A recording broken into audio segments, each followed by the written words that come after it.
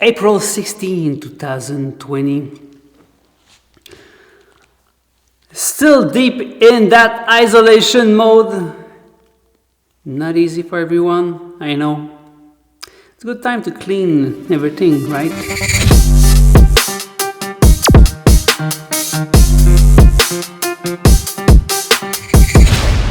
And this is exactly what I was doing tonight, and I came across this thing. Oh, where should I put it? I don't know.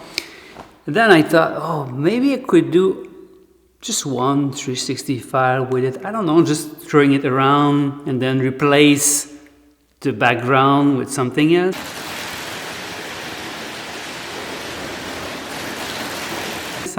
That sounds funny, right? Okay, 2 hours later, I'm still in the studio. I did so many shots.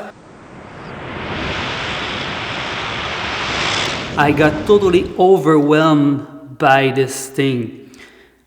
I think it has a lot of potential. I'm not even sure how far we can go with it, but it's just too much for me at this point. I don't know what I'm going to do with it. So I thought, okay, maybe I could put all of the files online and see what you can do with it.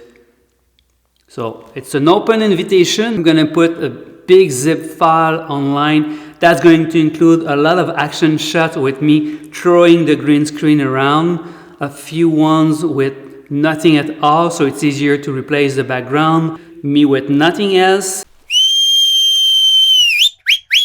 and also one floating shot. So let's take our time. There's no rush. Everything is down. So 3D artist, anyone who wants to play with sets of bullet-time pictures using 176 cameras, this is available for you. I'm really eager to see what you guys can create with that.